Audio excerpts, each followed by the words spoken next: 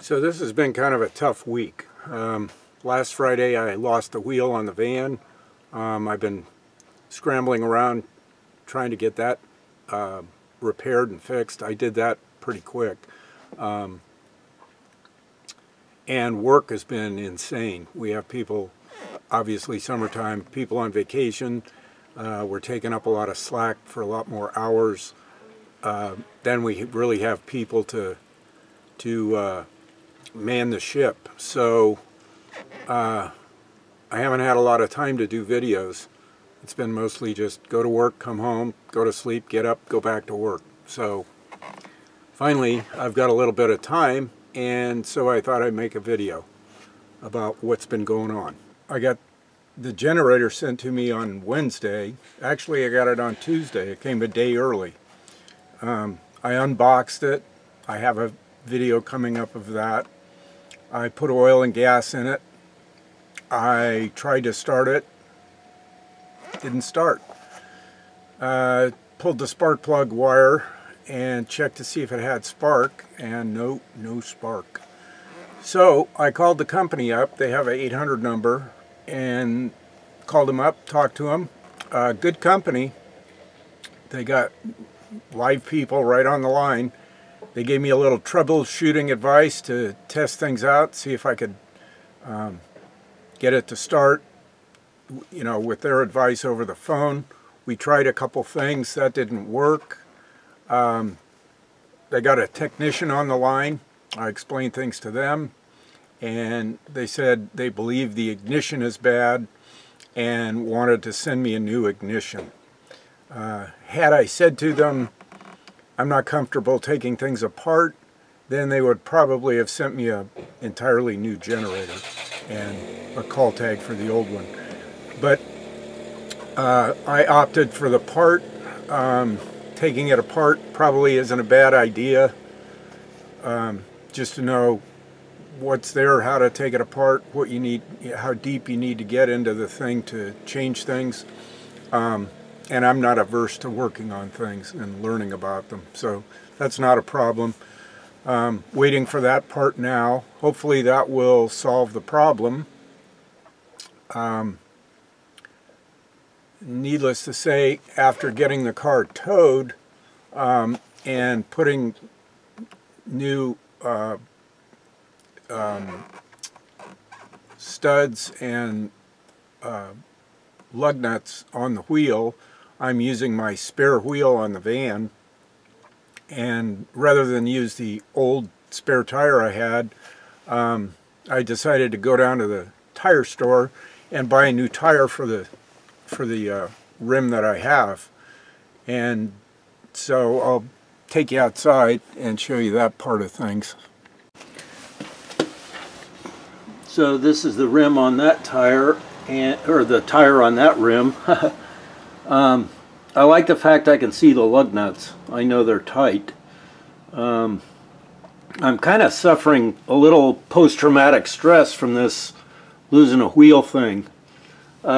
This wheel, I want to make a note, it's an HLT Terramax Salin, and it's not the same tire as the other three.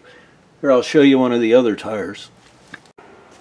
Here we have front tire, and it's a Salin H/T, and they're a different tread pattern. This one's a little more off-road aggressive type tread pattern, and the we'll go back down here to this tire, and the tire store is a real good tire store in my town, the best tire store in town, I think. But they told me that my old tire, the one that way, wasn't available anymore. Well, that's not true. I found it in probably 5 places online. So I'm going to order a tire online and have it delivered to me, take it down to my tire store and tell them,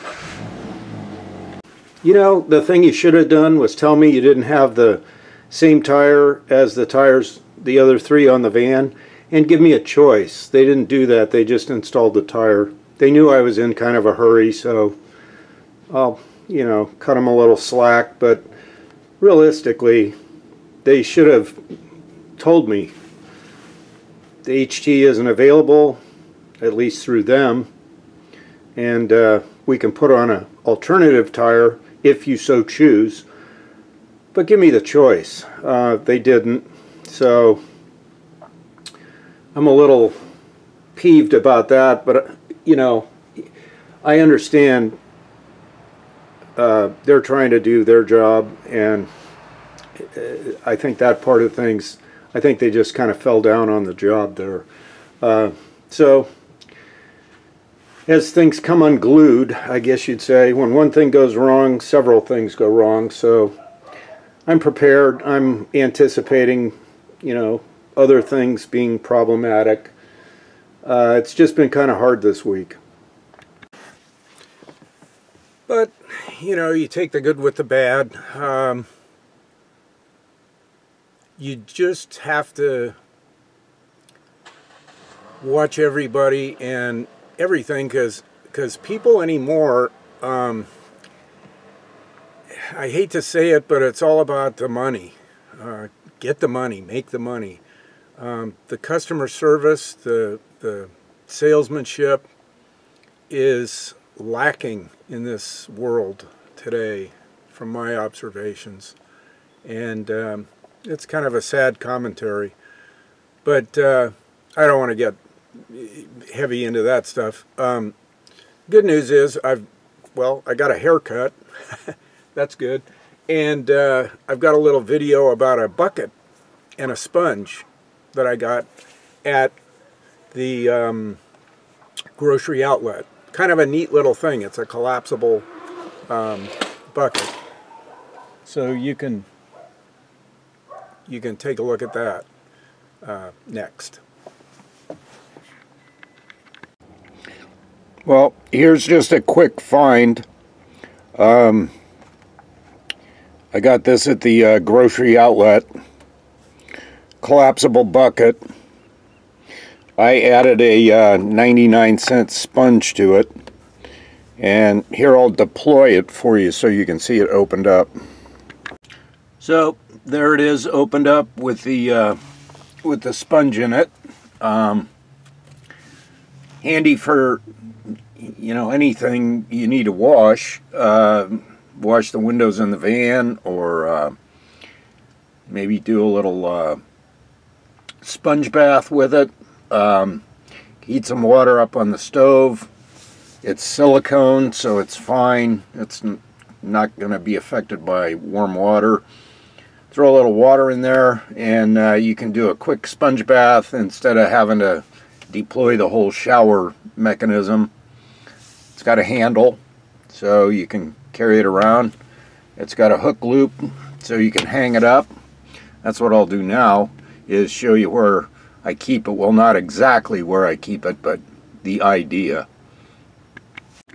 So there it is. You can hang it up on a hook, you know, in a closet, or any other convenient place for you to keep it.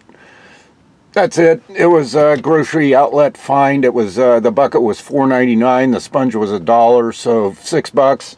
I got a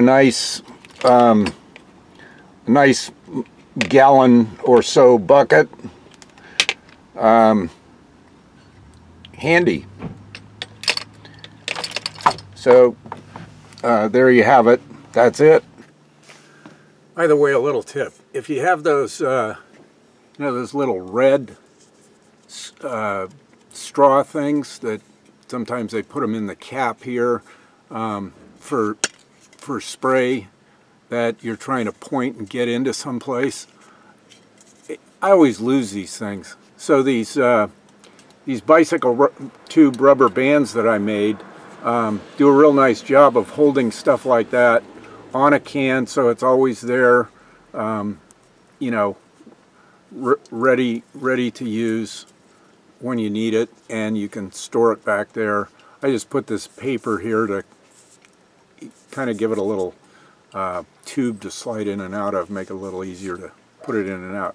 But anyway, that's a little tip for cans of stuff where you need a directed spray. That kind of helps keep these things handy. The other thing, when I was in Oregon, I got Oregon's the home to this company. It's called there it is, Hydro Flask. Fun little guy. I like him. And this happens to be the 16-ounce size, but you can get them taller, wider, all kinds of them. Different caps.